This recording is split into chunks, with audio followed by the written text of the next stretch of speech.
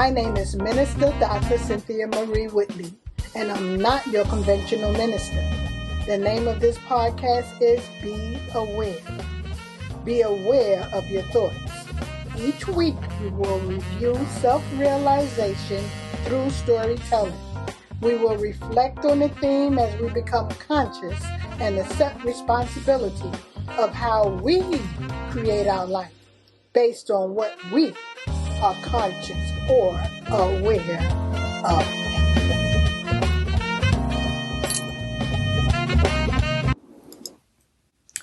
Shalom. Story number 5. What you journal comes true. I've heard for years that I should write in a journal daily. I should journal my thoughts, especially my desires, what I really wanted. This week is Get Rid of Clutter Week.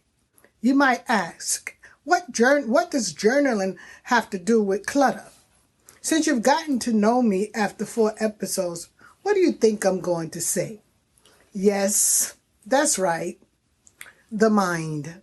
If you know me personally, looking from the outside in, I might seem like the most organized person in the world. I've always made it my business to present myself in such a way.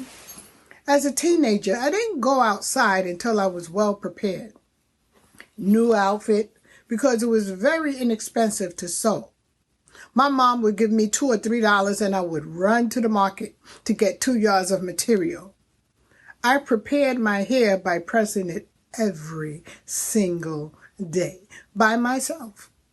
Well into adulthood, I had to present my children to the world in a certain way.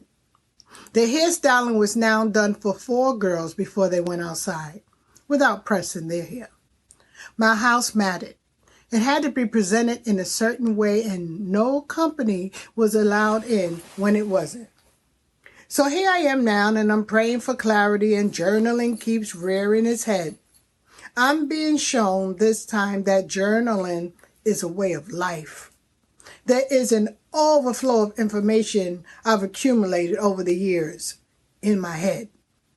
An overflow of clothing, an overflow of books, and I'm sure that I've earned at least $1/4 of $1 million over the course of my career.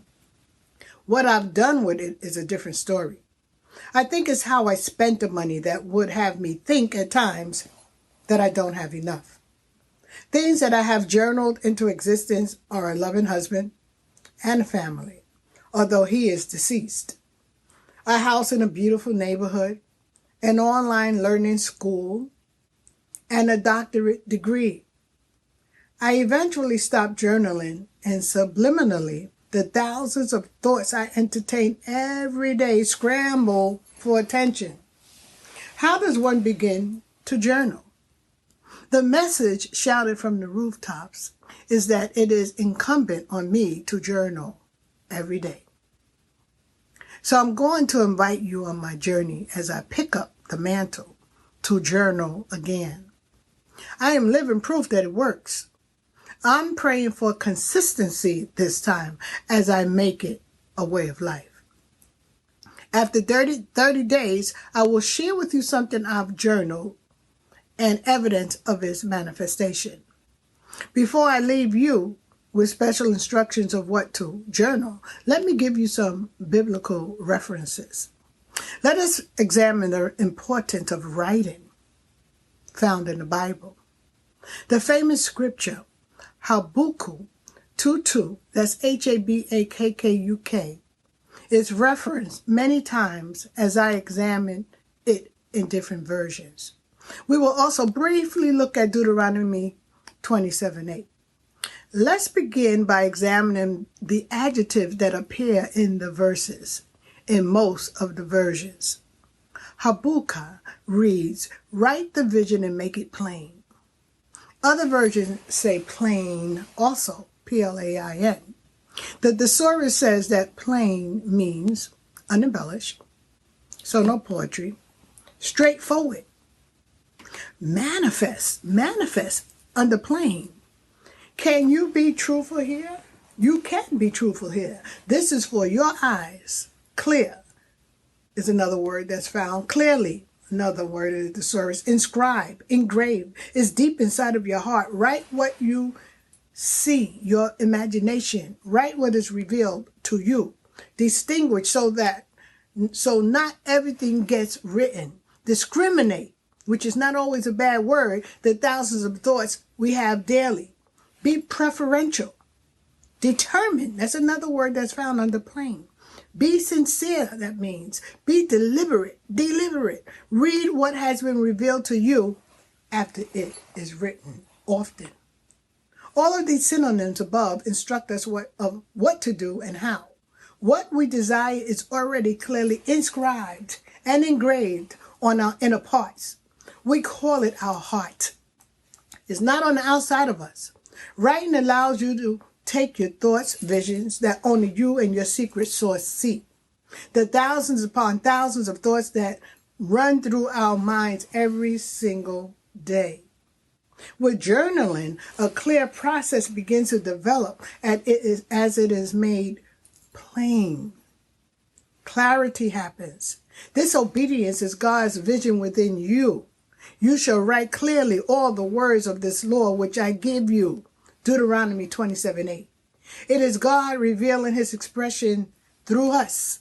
When I journal, it allows me to focus. When we journal, it allows us to focus and hone in on particular expectations, thus allowing the manifestations of our deepest, sometimes most simple and straightforward desires as I've seen it in my life. The process of journaling, expressing the seed of our thoughts outward and allowing it to grow, gives expression of the, in quote, word that is so important in the Bible, thus manifesting or bringing the desire into existence. Journaling allows us to pause from thinking as we put our stamp or signature on a particular focus, allowing us to remember the thought. It is so easy to forget. Sometimes almost instantly. We write so we can remember. We remember it because we see it. We can even speak it. We see it and speak it so we can manifest it.